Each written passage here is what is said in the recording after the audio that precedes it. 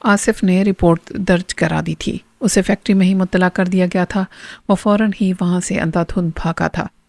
عاصم کے سلسلے میں جو بھی کام ہو سکتا تھا وہ کیا گیا، مگر عاصم کو نہ ملنا تھا اور نہ وہ ملا۔ محلے والوں نے بھی اپنی سی تمام کوششیں کر ڈالی تھیں۔ عورتوں نے جمع ہو کر ان کے گھر میں وظیفوں کا انعقاد کیا تھا۔ ادھر دعائیں ہو رہی تھیں اور ادھر آصف محلے کے دوسرے افراد کے ساتھ بھاگا دوڑی میں مصروف تھا۔ دن بھر کا تھکا ہرا جب رات گئے وہ گھر میں داخل ہوا تو عائشہ فوراً ہی اس کی طرف لپکی۔ کیا ہوا؟ کچھ معلوم ہوا؟ میرا بچہ ملا؟ نہیں عائشہ، وہ نہیں ملا، آصف نے بھرائی ہوئی آواز میں کہا۔ عائشہ یہ سن کر رو پڑی۔ وقاص اس کو چمٹ گیا جیسے اسے حوصلہ دینا چاہ رہا ہو۔ صبر صبر کرو عائشہ، میں تو گناہ گار ہوں مگر تم تو نماز بھی پڑھتی ہو، اللہ سے دعا کرو تاکہ عاصم جلد سے جلد مل جائے۔ آصف نے اسے حوصلہ دیا۔ عائشہ ہچکیاں لے کر روتی رہی۔ وقاص بھی گھر کے اس ماحول سے گمسم سا تھا۔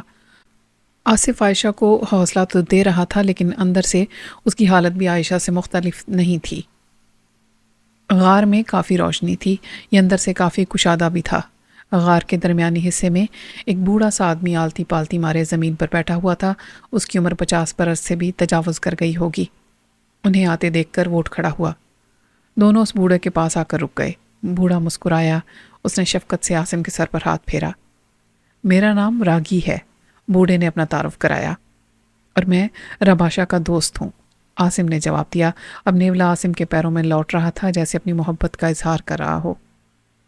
رباشا تم سے بہت محبت کرتا ہے، یہ تمہیں مجھ سے ملانے کے لیے بہت بے چین تھا، راگی نے بتایا۔ میں بھی اس سے بہت محبت کرتا ہوں، اس کے لیے جان بھی دے سکتا ہوں، عاصم نے کہا۔ اس کے انداز میں بڑا ٹھہراؤ تھا۔ اس کی نظر نیولے پر ہی تھی۔ یہ تمہارے جسم میں داخل ہونا چاہتا ہے، یہ تمہارا جسم چاہتا ہے، کیا تم اسے اپنا جسم دو گے؟ ہاں دے دوں گا، یہ میرا دوست ہے، عاصم نے جواب دیا۔ میں تمہارا جسم اسے دے دوں؟ راگی نے پھر سے پوچھا۔ ہاں دے دو، ہاں دے دو بوڑھے آدمی، اسے میرا جسم دے دو۔ عاصم کا لہجہ اب بھی وہی تھا۔ لفظ بوڑھے آدمی پر راگی کا چہرہ لمحہ بھر کے لیے متغیر ہوا، لیکن پھر فوراً ہی ناگواری کے تاثرات معدوم ہو گئے۔ زمین پر لیٹ جاؤ، راگی نے اس سے کہا۔ عاصم نے فوراً ہی راگی کی بات پر عمل کیا اور زمین پر چت لیٹ گیا۔ راگی نے اس کے ہاتھ سیدھے کیے اور پھر دونوں پاؤں آپس میں ملا دیے۔ نیولا ذرا سا دور سرک گیا تھا۔ اب راگی نے عاصم کی ناف پر الٹے ہاتھ کا انگوٹھا رکھا اور کچھ پڑھنے لگا۔ عاصم کی آنکھیں جو غار کی چھت کو گھور رہی تھیں آہستہ آہستہ بند ہونے لگی۔ راگی انگوٹھا رکھے کافی دیر تک پڑھتا رہا، اس کے ہونٹ مسلسل ہل رہے تھے۔ نیولا بھی ساکت ہو کر اپنے پنجوں کے بل بیٹھا ہوا تھا۔ پھر راگی نے نیولے کی طرف دیکھ کر کہا، آؤ رباشا، آج تمہارا مقصد پورا ہو جائے گا، آؤ۔ نیولا فوراً لپکا اور قریب آ گیا۔ راگی نے جیسے ہی اپنا انگوٹھا ہٹایا، نیولے نے عاصم کی ناف پر اپنی تھوتنی رکھ دی۔ تھوڑی دیر گزر گئی کہ عاصم کے جسم کو ایک زبردست جھٹکا لگا۔ وہ اٹھ کر بیٹھ گیا۔ اس کی ناف سے چمٹا ہوا نیولا کسی مردہ چھپکلی کی طرح زمین پر لڑک گیا۔ عاصم یک ٹک سامنے کی طرف دیکھ رہا تھا۔ پھر اسے جیسے ہوش آ گیا، اس نے اپنی گردن کو جھٹکا دیا اور دونوں ہاتھ رانوں کے درمیان رکھ لیے۔ اور پھر راگی کی آنکھوں نے ایک اور تماشا دیکھا۔ اسے تو اب ویسے ہی عادت سی ہو گئی تھی، وہ ایک تماش بین کی طرح مداری کے تماشے دیکھتا آیا تھا، ان گنت عجیب و غریب تماشے۔ عاصم سیدھا کھڑا ہو گیا، اس کے دونوں ہاتھ اب بھی اسی پوزیشن میں تھے، جسم ساکت تھا اور چہرے پر کسی قسم کا کوئی تاثر نہیں تھا۔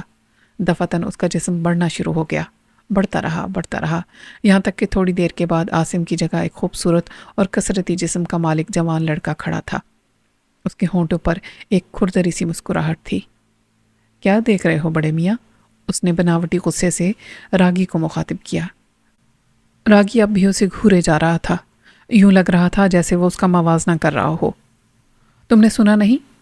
گھورے جا رہے ہو مجھے؟ تم کون ہو؟ راگی نے سرسراتی آواز میں پوچھا۔ جوان لڑکے کے چہرے پر حیرت کے آثار ابھرے۔ کیا مطلب کہ میں کون ہوں؟ ارے بھائی میں رباشا ہوں، اس نے جواب دیا۔ یہ بکواس ہے۔ راگی یکدم غصے میں آ گیا۔ تم مجھے کتنے سالوں سے بے وقوف بنا رہے ہو؟ تم روح ہو، میرے استاد کی روح۔ آستانے میں اس وقت ایس پی دورانی کافی تیش کے عالم میں بیٹھا ہوا تھا۔ چراغ شاہ دو افراد سے گفتگو میں مصروف تھا۔ تھوڑی دیر کے بعد وہ دونوں چلے گئے۔ اب دورانی آگے بڑھا۔ اس وقت ان دونوں کے علاوہ آستانے میں اور کوئی نہیں تھا۔ آستانہ اب مکمل طور پر چراغ شاہ سنبھالے ہوئے تھے، کیونکہ عمر کے تقاضے کے باعث حضرت صاحب زیادہ دیر بیٹھ نہیں سکتے تھے۔ اندرونی حصے کے ایک کمرے میں وہ زیادہ تر آرام ہی کرتے تھے۔ البتہ اگر چراغ شاہ کسی مسئلے میں الجھ جاتے تو حضرت صاحب سے ہی صلاح مشورہ کرتے تھے۔ چراغ شاہ نے درانی کے تیور دیکھ لیے تھے۔ کیا بات ہے درانی میاں، اتنے غصے میں کیوں نظر آ رہے ہو؟ انہوں نے پوچھا۔ غصے میں آنے کے علاوہ اور کیا کر سکتا ہوں؟ درانی نے روکھے لہجے میں کہا۔ وہ سالہ جادوگر ہے اور مجھے صرف ڈنڈے کی زبان آتی ہے۔ وہ سب کچھ کر سکتا ہے اور میں صرف دیکھ سکتا ہوں اور بے بسی سے ہاتھ مل سکتا ہوں، بس۔ تم راگی کی بات کر رہے ہو؟ اور کون ہوگا؟ اگر اس کے پاس اندیکھی طاقتیں نہ ہوں تو میں اس سے بہت پہلے ہی غرق کر چکا ہوتا، مگر کیا کروں؟ نہ تو وہ معمولی آدمی ہے اور نہ میں روحانی قوتوں کا ماہر ہوں۔ درانی کا لہجہ اچھا نہیں تھا۔ طنز کر رہے ہو درانی میاں؟ چراغ میاں کا لہجہ پرسکون تھا۔ میں طنز نہیں کر رہا شاہ صاحب، حقیقت بیان کر رہا ہوں۔ آپ خود بتائیے، 25-30 سال گزر گئے، اب تک آپ دونوں ایک راگی کو ختم نہیں کر سکے۔ کیا اس کی وجہ یہ ہے کہ شیطانی طاقتیں زیادہ طاقتور ہوتی ہیں؟ یہ تم نے غلط سوچا ہے درانی میاں، شیطانی طاقتیں تو بہت کمزور ہوتی ہیں۔ چراغ شاہ نے نفی میں سر ہلایا۔ مجھے نہیں لگتا۔ آپ کو یاد ہے ہم دونوں اس گھر میں گئے تھے جہاں راگی نے ایک بچے کو کھٹی پلائی تھی؟ ہاں، چراغ شاہ کو یاد آ گیا۔ کیا نام تھا اس آدمی کا؟ اس کے یہاں جڑواں بچے پیدا ہوئے تھے۔ جی ہاں، اس کا نام آصف ہے اور اب اس کا وہ بچہ غائب ہے جسے راگی نے کھٹی پلائی تھی۔ اوہ اچھا۔ جی، درانی نے کہا۔ وہ میرے پاس آیا تھا، بیچارہ بہت رو رہا تھا، حالانکہ اس سے پہلے راگی میرے ساتھ بہت زبردست ڈرامہ کر چکا ہے۔ تب سے ہی میں اس کی قوتوں کا قائل ہو گیا تھا۔ اس نے مجھ سے بدلہ خوب لیا۔ درانی کے چہرے پر مسکراہٹ آ گئی تھی، لیکن اس مسکراہٹ میں بھی بے بسی شامل تھی۔ کس بات کا بدلہ؟ تھپڑ کا، درانی نے جواب دیا۔ جیل کی کوٹھڑی میں نے اسے تھپڑ مارا تھا۔ یہ کہہ کر درانی نے پورا واقعہ سنایا۔ چراغ شاہ بڑی دلچسپی سے سن رہے تھے۔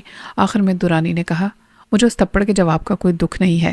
احساس تو اس بات کا ہے کہ اس معصوم بچے کے ساتھ آخر راگی نے کیا کیا تھا، اور اب وہ بچہ کہاں ہے؟ جب ہم دونوں ان بچوں کو دیکھنے گئے تھے تو کیا آپ کو اندازہ نہیں ہوا کہ راگی نے اس بچے پر کیا عمل کیا تھا؟ یہ دیکھیے۔ یہ کہہ کر درانی نے جیب سے ایک کاغذ نکالا اور چراغ شاہ کی طرف بڑھا دیا۔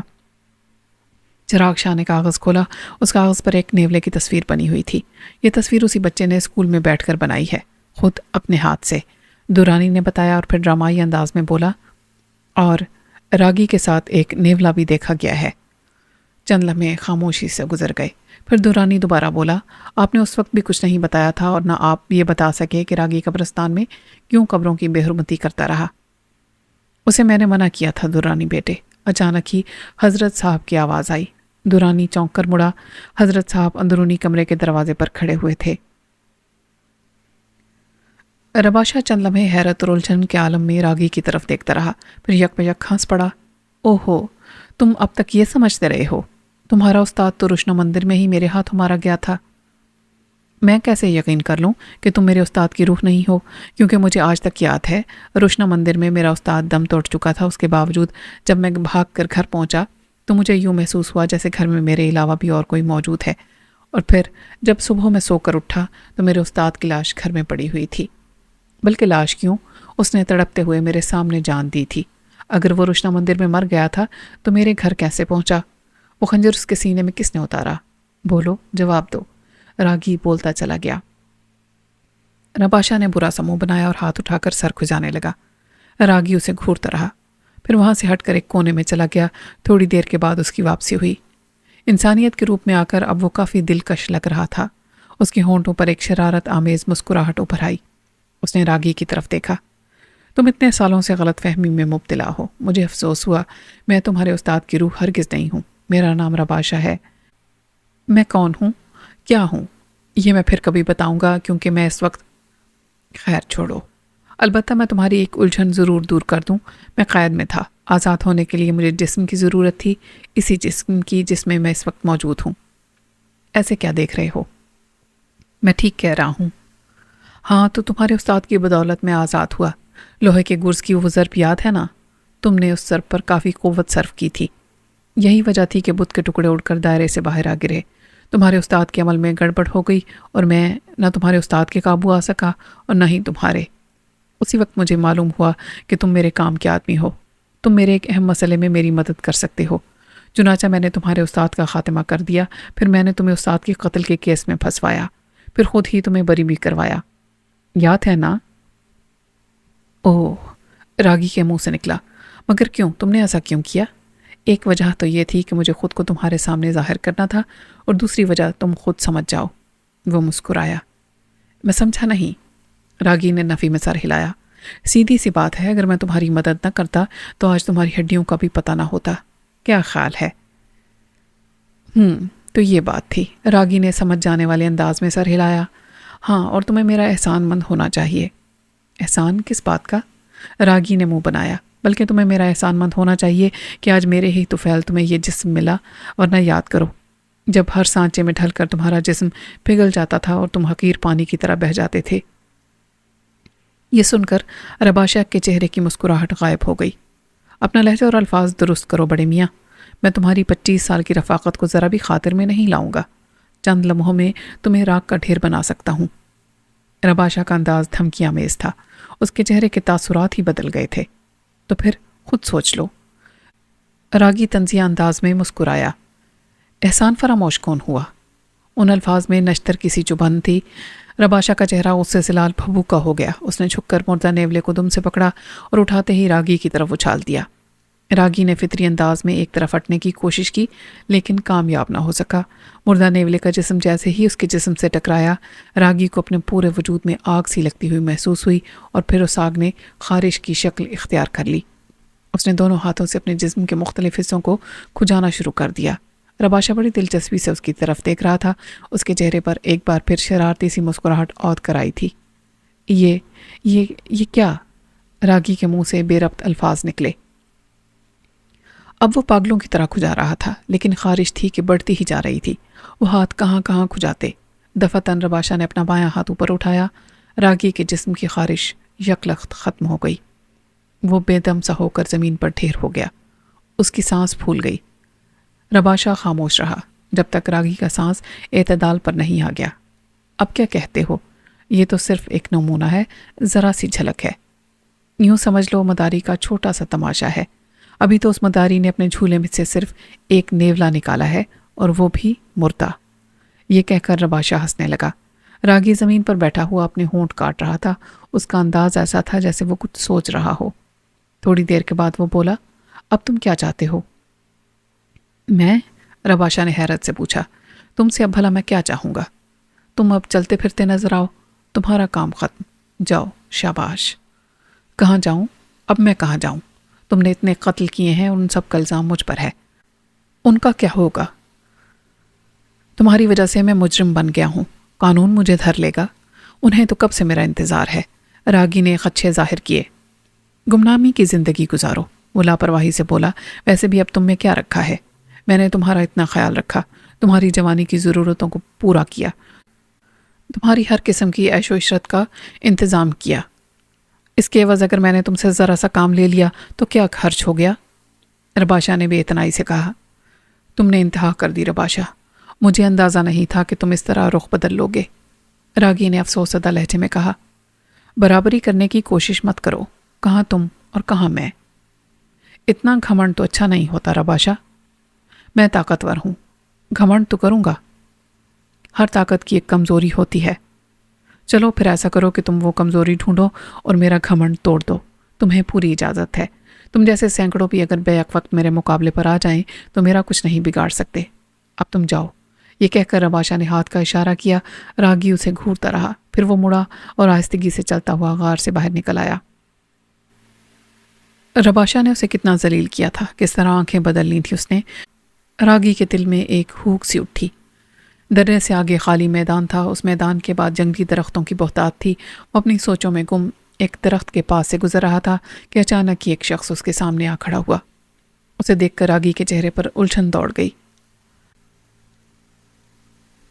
آپ نے منع کیا تھا؟ میں سمجھا نہیں حضرت صاحب۔ ان کا جملہ سن کر دورانی کے چہرے پر الجھن دوڑ گئی۔ آؤ ادھر آؤ، میں تمہیں سمجھاتا ہوں، انہوں نے دورانی سے کہا، اور پھر چراغ شاہ سے مخاطب ہوئے۔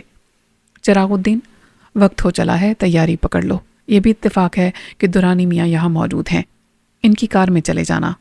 تم تیاری کرو جب تک میں دورانی سے چند باتیں کر لوں۔ یہ کہہ کر وہ اپنے کمرے میں آ گئے۔ دورانی بھی ان کے پیچھے تھا۔ فرش پر دری بچھی ہوئی تھی۔ دونوں بیٹھ گئے۔ ہاں تو دورانی میاں، تمہاری حالت پوشیدہ نہیں ہے۔ میں نے تمہاری باتوں کا ذرا بھر بھی برا نہیں مانا۔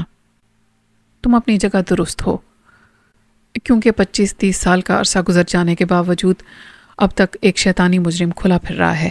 وہ نہ تو قدرت کے قانون کی گرفت میں ہے اور نہ ہی تمہارا قانون اسے گرفتار کر سکا ہے، حضرت صاحب نے دھیمے لہجے میں کہا۔ اب وہ کافی کمزور اور ضعیف ہو چکے تھے۔ ایسا کیوں ہے حضرت صاحب؟ آخر ایسا کیوں ہے؟ دورانی نے جھنجھلا کر پوچھا۔ اس کی وجہ یہ ہے کہ وہ مجرم نہیں ہے جسے تم اور تمہارا قانون مجرم سمجھ رہے ہیں، حضرت صاحب نے عجیب ترین بات کہی۔ دورانی نے انہیں اس طرح دیکھا جیسے اسے حضرت صاحب کی دماغی حالت پر شبہ ہو۔ میں سمجھا نہیں، آپ کیا کہہ رہے ہیں؟ میں اب تمہیں بتا ہی دوں، کیونکہ وقت آ گیا ہے کہ اصل مجرم گرفت میں آنے والا ہے، لیکن ابھی بھی بہت سے پاپڑ بیلنے پڑیں گے۔ یہ کام اتنا آسان نہیں ہے اور اتنا مشکل بھی نہیں ہے۔ حضرت صاحب ایسی باتیں کر رہے تھے جو دورانی کی سمجھ سے بالا تر تھیں۔ میری سمجھ میں کچھ نہیں آ رہا۔ اصل مجرم کون ہے؟ تمہارے اصل مجرم کا نام ہے رباشا، حضرت صاحب نے جواب دیا۔ رباشا؟ یہ کون ہے؟ یہ ایک بہت پرانی داستان ہے، حضرت صاحب نے طویل سانس لے کر کہا۔ تمہیں وہ کتاب یاد ہے جو تمہیں روشنا مندر سے ملی تھی؟ جی ہاں، وہ فوراً ہی بولا۔ میں آپ سے اس کے بارے میں بھی پوچھنا چاہتا تھا۔ وہ کتاب میرے پاس نہیں ہے، حضرت صاحب مسکرائے۔ جی تو پھر کس کے پاس ہے؟ دورانی چونکا۔ یہ تو مجھے بھی معلوم نہیں، وہ آستانے سے غائب ہو گئی تھی، انہوں نے بتایا۔ مگر یہ کیسے ہو سکتا ہے کہ آپ کی موجودگی میں کتاب کوئی چرا لے گیا ہو؟ اس بات پر مجھے بھی حیرت ہے۔ وہ مجھ سے زیادہ علم رکھنے والا تھا جو کتاب لے گیا تھا۔ بہرحال وہ کتاب میں نے پڑھ لی تھی، حضرت صاحب نے بتایا۔ اس کتاب میں کیا تھا حضرت صاحب؟ دورانی نے بے چین ہو کر پوچھا۔ یوں سمجھ لو کہ وہ کتاب ایک کہانی کی طرح تھی اور کہانی کا مرکزی کردار رباشا تھا۔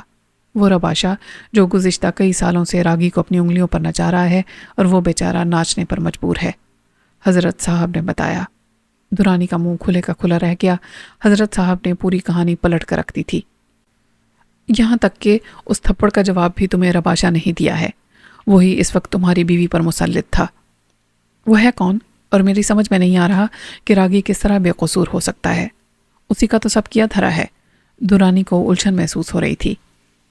اتنی دیر میں چراغ شاہ دروازے پر نمودار ہو گئے۔ وہ سوالیہ نظروں سے حضرت صاحب کی طرف دیکھنے لگے۔ حضرت صاحب نے سر ہلا دیا۔ جاؤ دورانی میاں، ایک اور حیرت تمہاری منتظر ہے۔ ایک شخص کو یہاں لے کر آنا ہے، اسے دیکھ کر خود کو قابو میں رکھو۔ وہ بہت اہم مہرہ ہے، اسے کسی قسم کا کوئی گزند نہ پہنچے۔ پہلے اسے یہاں لے آؤ، باقی باتیں بعد میں ہوں گی۔ وہ کون آدمی ہے حضرت صاحب جسے یہاں لانا ہے؟ دورانی نے اٹھتے ہوئے کہا۔ وہ راگی ہے، حضرت صاحب نے جواب دیا۔ دورانی کی حالت قابل دید ہو گئی۔ اس ویران جگہ جہاں دور دور تک کسی آدمزاد کے ہونے کی توقع نہیں تھی، وہاں اچانک کسی کا سامنا ہو جانے پر راگی کو اچھل پڑنا چاہیے تھا، لیکن اس کے اعصاب اس عمر میں بھی مضبوط تھے۔ وہ رک کر سوالیہ نظروں سے اس شخص کو دیکھنے لگا جو بارش اور صاف ستھرے لباس میں ملبوس تھا۔ سر اور داڑھی کے بالوں میں کثرت سے چاندی کی تاریں جھول رہی تھیں۔ اس کے چہرے پر دوستانہ مسکراہٹ تھی۔ اس نے راگی کی طرف ہاتھ بڑھایا۔ کون ہو تم؟ راگی نے اس کا ہاتھ نظر انداز کرتے ہوئے پوچھا۔ ہاتھ نہیں ملاؤ گے راگی؟ وہ بدستور مسکرا رہا تھا۔ اپنا نام سن کر راگی زور سے چونکا۔ غیر ارادی طور پر اس نے مقابل کا ہاتھ تھام لیا۔ تم کون ہو اور مجھے کیسے جانتے ہو؟ میں صرف تم سے ہی نہیں بلکہ تمہارے رباشا سے بھی واقف ہوں۔ اس نے ایک اور انکشاف کیا۔ راگی کو دوسرا جھٹکا لگا۔ اب ان باتوں کا وقت نہیں ہے، آؤ میرے ساتھ۔ کہاں؟ یہ ابھی مت پوچھو، تمہیں مجھ پر اعتبار کرنا پڑے گا۔ دراصل ہم رباشا کا خاتمہ چاہتے ہیں اور اس کے لیے ہمیں تمہاری مدد درکار ہوگی۔ کیا تمہارے ساتھ کوئی اور بھی ہے؟ راگی نے سوال کیا۔ تم عقل مند ہو راگی، اس نے تعریف کی۔ کچھ اور لوگ بھی رباشا کا خاتمہ چاہتے ہیں کیونکہ رباشا ایک برائی ہے اور اس دنیا سے برائی ختم کرنا کار عظیم ہے۔ میں خود ایک برائی ہوں، بھلا تمہاری کیا مدد کروں گا؟ کچھ دیر قبل ہی مجھے معلوم ہوا کہ اب میں ایک عام سا انسان ہوں، بلکہ عام انسان سے بھی گیا گزرا۔ تمہارے کیا کام آ سکوں گا؟ راگی نے اپنی دلی کیفیت صاف صاف بتا دی۔ تم چلو تو صحیح، اس شخص نے پھر سے اصرار کیا۔ راگی مزید کوئی بات کیے بغیر اس کے ساتھ قدم بڑھانے لگا۔ تھوڑی دور تک چلنے کے بعد درختوں کا سلسلہ ختم ہو گیا۔ آگے ایک کچا سا روڈ تھا جہاں کی ایک سائڈ پر سیاہ رنگ کی ایک کار کھڑی تھی۔ وہ چلتے ہوئے کار کے قریب پہنچے۔ سٹیئرنگ پر جو شخص بیٹھا ہوا تھا اسے دیکھ کر راگی اچھل پڑا۔ انسپکٹر تم؟ راگی کے منہ سے نکلا۔ وہ شخص کوئی اور نہیں دورانی تھا جسے وہ ہمیشہ جل دیتا آیا تھا۔ ہاں راگی، دورانی نے جواب دیا۔ اوہ، اس کا مطلب ہے مجھے گھیر لیا گیا ہے۔ راگی کا لہجہ پریشان کن تھا۔ اب میں کمزور ہو گیا ہوں نا، شاید اس لیے۔ دورانی پہلے تو اسے گھورتا رہا، پھر ایک پھیکی سی مسکراہٹ اس کے ہونٹوں پر نمودار ہوئی۔ ایسی کوئی بات نہیں ہے راگی، اب تمہارا سامنا مجھ سے نہیں بلکہ اب میں درمیان کا آدمی ہوں۔ آؤ، بے فکر ہو کر بیٹھ جاؤ، تمہیں کسی قسم کا کوئی بھی نقصان نہیں پہنچے گا اور نہ ہی میں تمہیں تھانے لے جاؤں گا۔ چراغ شاہ نے بھی آگے بڑھ کر راگی کو تسلی دی۔ چند لمحے سوچنے کے بعد راگی کار میں سوار ہو گیا۔ کار آگے بڑھ گئی۔ رباشہ خود بھی غار سے نکل آیا تھا لیکن اس کا رخ تھوڑا سا بدلا ہوا تھا۔ وہ دوسرے راستے سے آگے بڑھا۔ اس وقت نہ جانے کیوں اس کا چہرہ سرخ ہو رہا تھا اور مٹھیاں بھنچ رہی تھیں۔ ایسا لگ رہا تھا جیسے کوئی اندرونی جذبہ اسے پریشان کر رہا ہو۔ اس نے درختوں کے درمیان موجود پگڈنڈی کا راستہ اختیار کیا جس کا اختتام آگے جا کر ایک چھوٹی سی بستی میں ہو رہا تھا۔ رباشہ اس بستی میں داخل ہو گیا۔ یہاں گھاس پھونس سے لاتعداد جھونپڑے بنے ہوئے تھے۔ کافی رونق تھی اس بستی میں۔ مرد، عورتیں، بچے معمولی لباسوں میں ادھر سے ادھر گھوم پھر رہے تھے۔ کچھ کم سن لڑکیوں کی ٹولیاں بھی دکھائی دیں جن کے سروں پر مٹکے رکھے تھے اور وہ ہنس ہنس کر آپس میں باتیں کر رہی تھیں۔ ان لڑکیوں کو دیکھ کر رباشہ کی سانپ جیسی آنکھوں کی چمک بڑھ گئی۔ وہ آگے بڑھتا رہا۔ سب اسے گھور گھور کر دیکھ رہے تھے مگر وہ ان سے لاپرواہ دکھائی دے رہا تھا۔ اسے ایک جگہ لوگوں کا ہجوم دکھائی دیا۔ بوڑھے، بچے، جوان ایک دائرے کی شکل میں کھڑے ہوئے تھے۔ اسی وقت ایک گونجدار آواز رباشہ کے کانوں سے ٹکرائی۔ ہاں تو حضرات، اب میں اس بچے کی زبان کاٹ رہا ہوں آپ لوگوں کے سامنے۔ نہ یہ تڑپے گا اور نہ ہی چلائے گا۔ یہ کوئی مداری تھا۔ رباشہ کی آنکھوں میں شرارت لہرائی۔ وہ مجمع میں راستہ بناتا ہوا آگے بڑھا۔ اب مداری اور اس کا اسسٹنٹ اس کے سامنے تھے۔ رباشہ نے چاروں طرف نظر دوڑائی۔ مداری کے ہاتھ میں ایک چھڑی تھی۔ چل بیٹا، زبان باہر نکال، اس نے اپنے ساتھی سے کہا۔ یہ ایک نوعمر بچہ تھا۔ پورے مجمع کی نظر چھری پر تھی۔ سب پوری توجہ اور دلچسپی سے آنکھیں پھاڑے اس کی طرف دیکھ رہے تھے۔ چل بیٹا، نکال زبان۔ مداری نے چھری آگے بڑھائی۔ 1 منٹ، رباشہ بول اٹھا۔ تو کیوں سب کو خواہ مخواہ بے وقوف بنا رہا ہے؟ کیا مطلب؟ مداری کے نتھنے پھولے۔ وہ رباشہ کو گھورنے لگا۔ اب مجمع بھی رباشہ کی طرف متوجہ تھا۔ تو زبان کاٹے گا اور پھر وہ جڑ جائے گی، ہے نا؟ رباشہ نے پوچھا۔ ہاں، یہ بھی فن ہے، مداری فخری انداز میں بولا۔ یہ فن ہے؟ رباشہ ہنسا۔ فن تو یہ ہے کہ تو اس بچے کی نہ صرف زبان بلکہ ہاتھ، پاؤں، ٹانگیں سب کچھ کاٹ دے اور پھر انہیں جوڑ کر دکھا، تب میں مانوں کہ تو مداری ہے۔ تم ایسا کر سکتے ہو؟ مداری نے سوال کیا۔ اس نے غصے میں چھری ایک طرف رکھ دی تھی۔ ہاں، کیوں نہیں، یہ کون سا مشکل کام ہے؟ رباشہ نے منہ بنایا۔ تو پھر آؤ، مداری نے تمسخرانہ انداز میں چھری اس کی طرف بڑھائی۔ مجمع میں کہے بلند ہونے لگے۔ رباشہ لاپرواہی سے آگے بڑھا۔ اس نے مداری کے ہاتھ سے چھری لی اور بولا، اس کی دھار تیز ہے نا؟ بہت تیز ہے، انگلی مت آزمانا ورنہ کٹ کر دور جا گرے گی، مداری نے تنزیہ انداز میں کہا۔ مجمع کے منہ سے ایک بار پھر قہقہے ابل پڑے۔ ان کی دلچسپی کا ایک سامان اور پیدا ہو گیا تھا۔ یہ اجنبی نوجوان انہیں کھلنڈرا لگ رہا تھا۔ رباشہ نے بچے کو سیدھا کھڑا کیا اور پھر جو کچھ ہوا اس نے پورے مجمع پر سکتہ طاری کر دیا۔ خود مداری بھی آنکھیں پھاڑ پھاڑ کر دیکھ رہا تھا۔ اس نے چھری لے کر بجلی کی صورت سے بچے کی گردن، ہاتھ اور پاؤں علیحدہ کر دیے۔ بچے کے جسم سے خون کا ایک قطرہ بھی نہیں نکلا۔ یہ لو، اب ان حصوں کو جوڑ دو۔ لو، جوڑو۔ رباشہ نے مداری کی طرف ہاتھ بڑھایا۔ مداری اس کی شکل دیکھ رہا تھا۔ پورے مجمع پر سناٹا طاری تھا۔ کیا ہوا؟ یہ تو چھوٹا سا کرتب تھا، تم اسی میں پریشان ہو گئے؟ رباشہ کا انداز مذاق اڑانے والا تھا۔ پھر اس نے برا سا منہ بناتے ہوئے بچے کے جسم کے اعضاء کو ان کی جگہوں پر رکھ دیا۔ دوسرے ہی لمحے جیتا جاگتا بچہ ان سب کے سامنے تھا۔ حیرت کی زیادتی سے سب کے منہ کھل گئے اور پھر جو تالیاں بجی ہیں تو ان کی گونج کافی دیر تک فضا کو مہمیز کرتی رہی۔ رباشہ شرارت آمیز انداز میں مداری کی طرف دیکھنے لگا جو سٹپٹا گیا تھا۔ کیا تم بھی مداری ہو؟ ہمیں اور کرتب دکھاؤ، مجمع نے شور مچایا۔ میں مداری نہیں ہوں، رباشا نے منہ بنا کر کہا، اب میں چلتا ہوں، تم لوگ اس کے تماشے دیکھو۔ اس کا اشارہ مداری کی طرف تھا۔ مجمع میں سرگوشیاں ہونے لگیں۔ ادھر رباشا مجمع سے نکل رہا تھا، لوگ آپس میں صلاح مشورے کر رہے تھے۔ رباشا مجمع سے نکل کر آگے بڑھ گیا۔ ابھی وہ چند قدم آگے چلا ہوگا کہ کسی نے اس کے کاندھے پر ہاتھ رکھ دیا۔ آستانے میں اس وقت چھوٹی سی محفل جمی ہوئی تھی۔ حضرت صاحب، چراغ شاہ، دورانی اور راگی کمرے میں بیٹھے ہوئے تھے۔ حضرت صاحب نے مہمانوں کے لیے چائے وغیرہ کا بندوبست کیا تھا اور اس وقت سب کے ہاتھوں میں چائے کے کپ تھے۔ ان میں راگی اور دورانی کافی بے چین دکھائی دے رہے تھے۔ وہ چاہتے تھے کہ حضرت صاحب جلدی سے رباشا کے متعلق بتائیں۔ حضرت صاحب کا رویہ راگی سے اس طرح کا تھا جیسے وہ اسے برسوں سے جانتے ہوں۔ خود راگی بھی ان کی اپنائیت پر حیرت زدہ تھا۔ یہ بہت پرانی بات ہے، حضرت صاحب گویا ہوئے، شاید کئی صدیاں گزر گئی ہوں۔ کسی زمانے میں ایک بادشاہ تھا، اس کے دربار میں اہل علم کی کوئی کمی نہیں تھی۔ ایک سے بڑھ کر ایک نجومی اور کاہن اس کے پاس موجود تھے۔ یہی وجہ تھی کہ آس پاس کی حکومتیں اس سے دبتی تھیں۔ دوسری ریاستوں کے حکمران اسے چھیڑتے ہوئے ڈرتے تھے۔ قصہ مختصر کہ وہ بڑی حاکمانہ زندگی گزار رہا تھا کہ ایک دفعہ اس کی بیوی سخت بیمار ہو گئی۔ اسے اتنی عجیب و غریب بیماری لگی کہ وہ کسی طور صحت یاب نہ ہوئی۔ بادشاہ اپنی بیوی کو بے پناہ چاہتا تھا۔ دراصل اس کی بیوی قوت گویائی سے محروم ہو گئی تھی، یا یوں کہنا چاہیے کہ اسے چپ لگ گئی تھی۔ بادشاہ نے ہر طریقے سے علاج کروایا مگر اس کی قوت گویائی واپس نہ آ سکی۔ درباریوں میں ایک کاہن تھا جو بادشاہ کو بے حد عزیز تھا اور بادشاہ کے ہر معاملے میں وہ دخل دینے کا مجاز تھا۔ اس کا نام تھا قالار۔ اس نے بادشاہ سے اپنی جان کی امان چاہی اور فیصلہ دیا کہ ملکہ لا علاج ہو چکی ہے، اب اس کا کوئی علاج ممکن نہیں۔ بادشاہ کو تسلی نہ ہوئی، اس نے منادی کروا دی اور ملکہ کا علاج کروانے والے کو قیمتی انعامات دینے کا اعلان کیا۔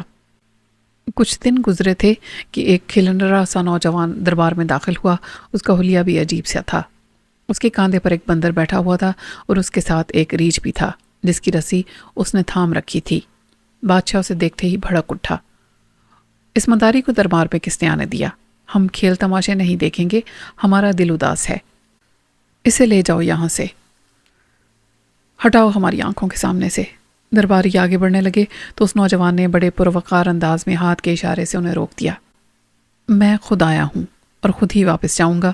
اے بادشاہ، میں مداری نہیں ہوں، تیری بیوی کا علاج کرنے آیا ہوں، بلا اپنی بیوی کو۔ قصہ مختصر کہ اس مداری کا پہلے تو خوب مذاق اڑا، لیکن جب اس کا اصرار بڑھا تو ملکہ کو دربار میں بلایا گیا۔ اس نوجوان نے اتنے حیرت انگیز کرتب دکھائے کہ پورا دربار انگشت بدندہ رہ گیا، اور ایک کرتب کے دوران ملکہ بے ساختہ بولی، واہ مداری، تمہاری کیا بات ہے، واہ۔ ملکہ کے منہ سے یہ الفاظ نکلے ہی تھے کہ دربار میں شور مچ گیا۔ ملکہ کی قوت گویائی لوٹ آئی اور یوں وہ مداری بادشاہ کے سر کا تاج بن گیا۔ اس مداری کا نام تھا رباشا۔ رباشا سب کے منہ سے نکلا۔ وہ کہانی میں پوری طرح گم تھے۔ ہاں، اس کا نام رباشا تھا، در حقیقت وہ مداری نہیں بلکہ جادوگر تھا، ایک طاقتور جادوگر۔ اس نے بادشاہ اور ملکہ کے دل میں ایسی دھاک بٹھائی کہ اسے دربار میں سب سے بڑا رتبہ دیا گیا۔ اب صرف رباشا ہی رباشا تھا۔ خادم خاص، مشیر خاص اور کاہن وغیرہ سب کی حیثیت ثانوی سی ہو گئی تھی۔ قالار کو بھی بادشاہ کوئی اہمیت نہیں دیتا تھا۔ آہستہ آہستہ رباشا نے اپنے جوہر دکھائے اور تخت پر قبضہ کر لیا۔ اس نے بادشاہ کی آدھی سے زیادہ فوج کو اپنا ہم خیال بنا لیا۔ اس کے لیے تخت پر قابض ہونا کوئی مشکل مرحلہ نہ تھا۔ برسر اقتدار آتے ہی رباشا نے بادشاہ، ملکہ اور ان کے حمایتیوں کو قید میں ڈلوا دیا۔ اس دوران قالار فرار ہو چکا تھا، وہ رباشا کے ہاتھ نہ آ سکا، اور پھر اس ملک کی عوام کے برے دن شروع ہو گئے۔ ظلم و ستم کی انتہا ہو گئی۔ غرض یہ کہ رباشا کے ظلم و ستم کی بھی انتہا ہو گئی تھی۔ ادھر وہ کاہن جس کا نام قالار تھا فرار ہونے کے بعد ایک پناہ گاہ میں آ گیا۔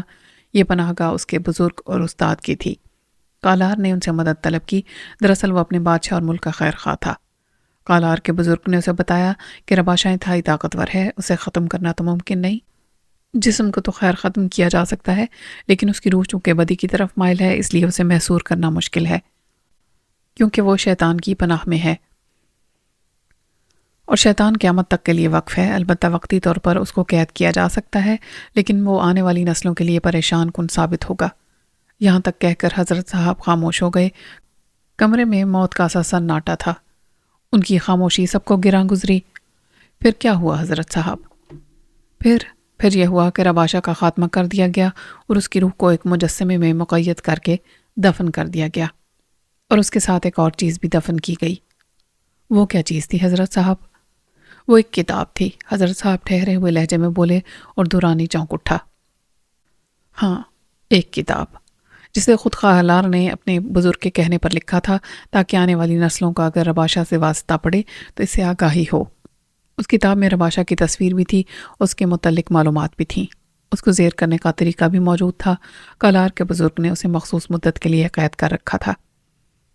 اس سے پہلے وہ آزاد ہو کر کسی جسم میں حلول نہیں کر سکتا تھا، لیکن راگی کے استاد نے اسے اس مدت سے پہلے ہی آزاد کر دیا۔ اوہ، راگی کے منہ سے نکلا۔ ہاں، یہی وجہ تھی کہ وہ جس روپ میں آتا پگھل جاتا تھا، اس کی مدت ختم ہونے میں 25 سال باقی تھے۔ وہ غضب کا نجومی بھی تھا، اس لیے اسے جو جسم منتخب کرنا تھا اس نے اس سے راگی کو پہلے ہی آگاہ کر دیا تھا۔ کیوں راگی؟ وہ راگی کی طرف دیکھنے لگے۔ ہاں، اس کے منہ سے نکلا۔ کس کا جسم؟ دورانی نے پوچھا۔ آصف کے بچے عاصم کا جسم، حضرت صاحب سرسراتی آواز میں بولے۔ دورانی پر سکتہ طاری ہو گیا۔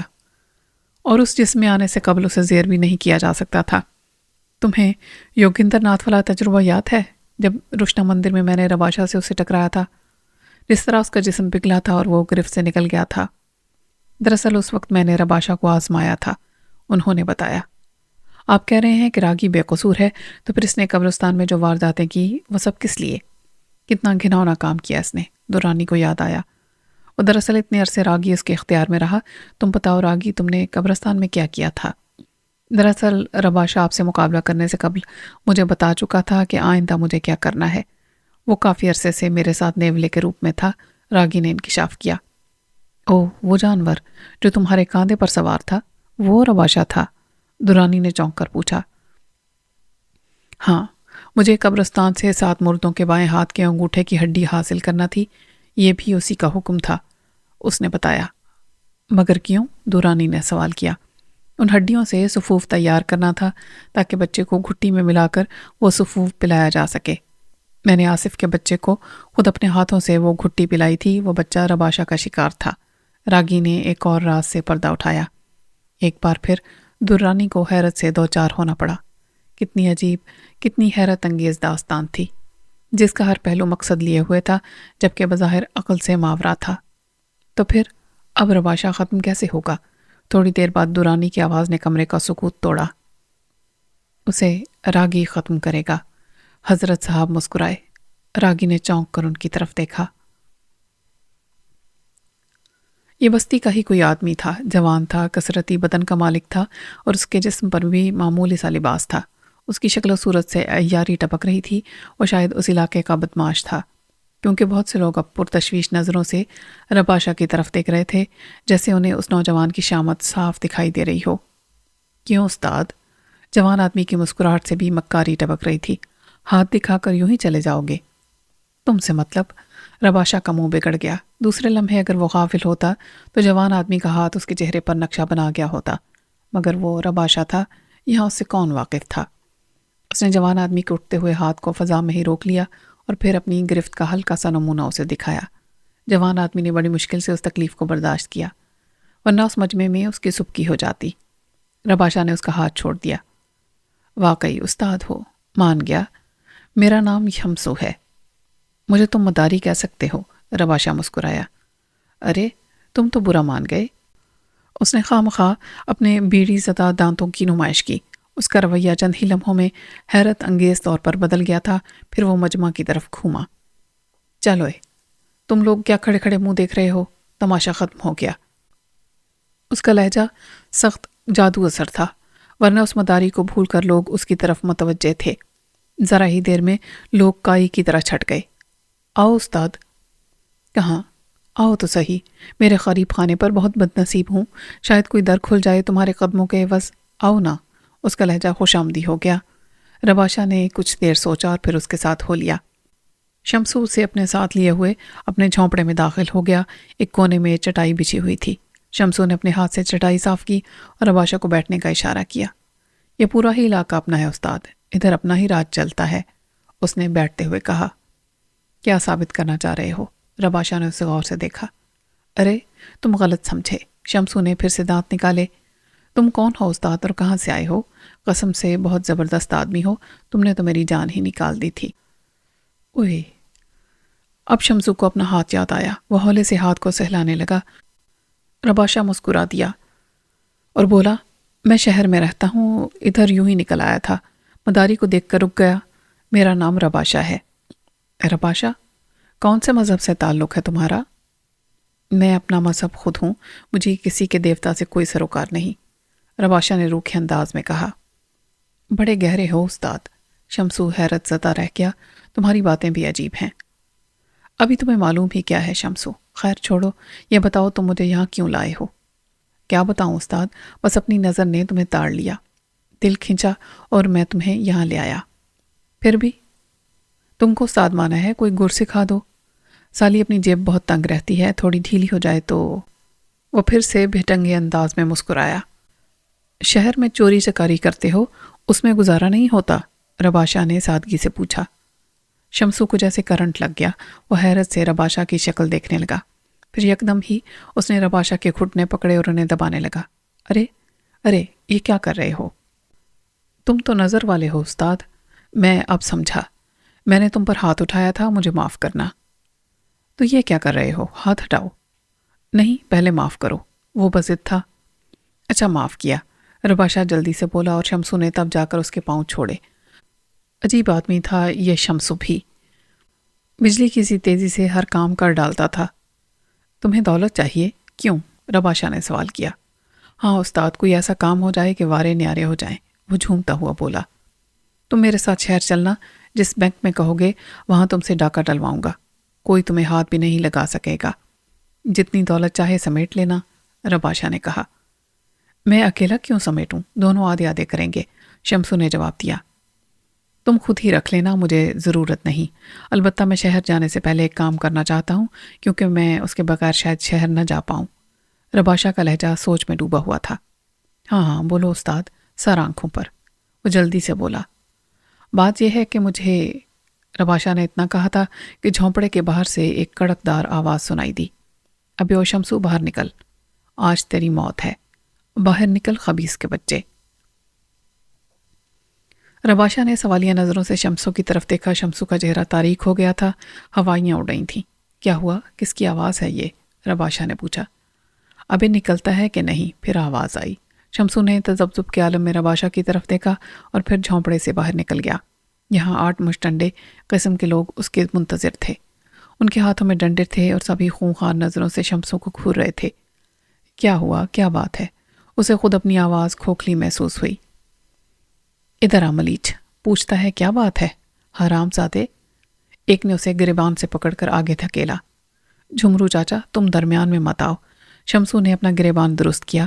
آس پاس کے جھونپڑے والے بھی باہر نکل آئے تھے۔ ٹھہر، تیری تو مار سالے کو، دوسرے آدمی نے بلند آواز میں کہا اور ہاتھ میں پکڑا ہوا ڈنڈا شمسو کے سر پر رسید کیا۔ پھر دوسرے کیوں پیچھے رہتے؟ انہوں نے بھی اپنے ہاتھ بلند کر لیے۔ شمسو کا آملیٹ تیار ہونے ہی والا تھا کہ ایک آواز گونجی۔ کیا ہو رہا ہے یہ؟ سب نے چونک کر آواز کی سمت دیکھا۔ ان کے سامنے ایک خوبصورت اور توانا نوجوان کھڑا تھا۔ سب کے اٹھے ہوئے ہاتھ رک گئے۔ یہ رباشا تھا۔ یہ کیا تماشا ہے، اسے کیوں مار رہے ہو؟ رباشا نے قریب آ کر پوچھا۔ تم کون ہو، اس کے حمایتی؟ میں پولیس کا آدمی ہوں، رباشا نے کہا۔ مجھے بتاؤ کیا بات ہے؟ تم پولیس والے ہو؟ جسے چاچا جھمرو کہا گیا تھا وہ حیرت سے بولا۔ اس بدماش کے پاس تمہارا کیا کام؟ یہ میرا دوست ہے، میں شہر میں رہتا ہوں، اس سے ملنے کے لیے آیا ہوں، رباشا نے بتایا۔ اوہو، تبھی ہم کہیں کہ اتنا اکڑتا کیوں ہے، پولیس والوں سے تار جڑے ہیں اس کے۔ مگر صاحب اسے سمجھا دو، یہ اپنی بدماشی صرف اپنے علاقے تک رکھے، ہمارے علاقے میں گھسے گا تو چوہے کی طرح مار دیں گے اسے۔ ہاں، اس نے منہ بنا کر کہا۔ اس نے کیا کیا ہے بتاؤ تو؟ رباشا جھنجھلا گیا۔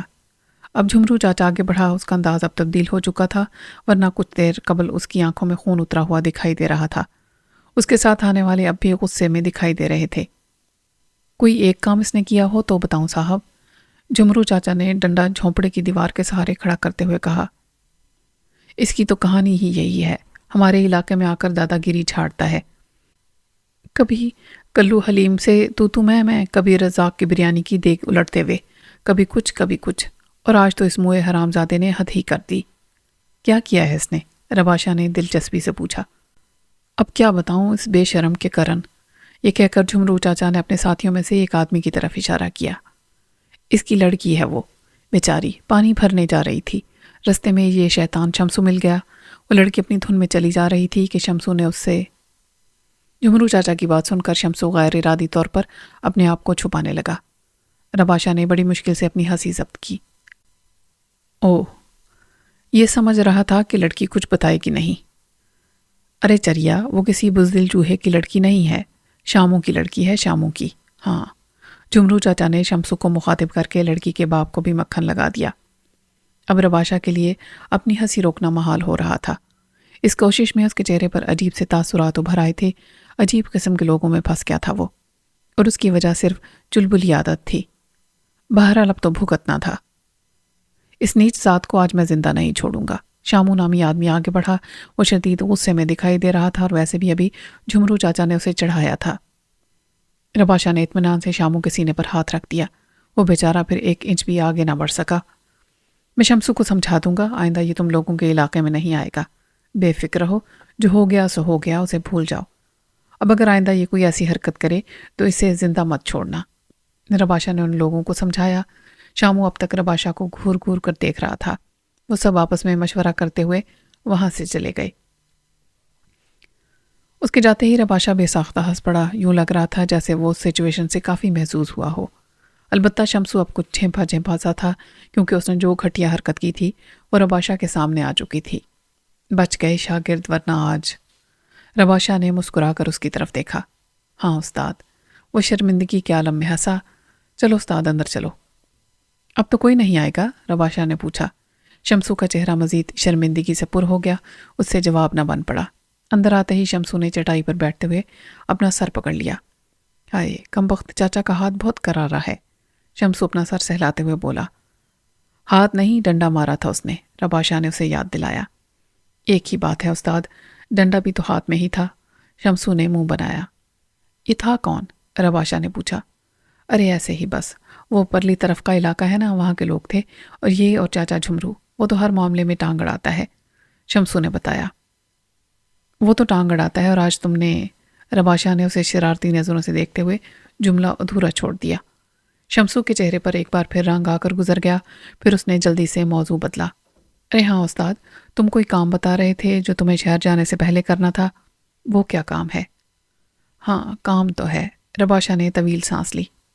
استاد، کیا تم واقعی پولیس کے آدمی ہو؟ ارے نہیں، وہ تو میں نے یوں ہی ان لوگوں کے سامنے بات بنائی تھی۔ شمسو نے اطمینان کی سانس لی، پھر بولا، اب کام بتاؤ۔ مجھے ایک لڑکی چاہیے، رباشا نے کہا۔ شمسو نے چونک کر اس کی طرف دیکھا۔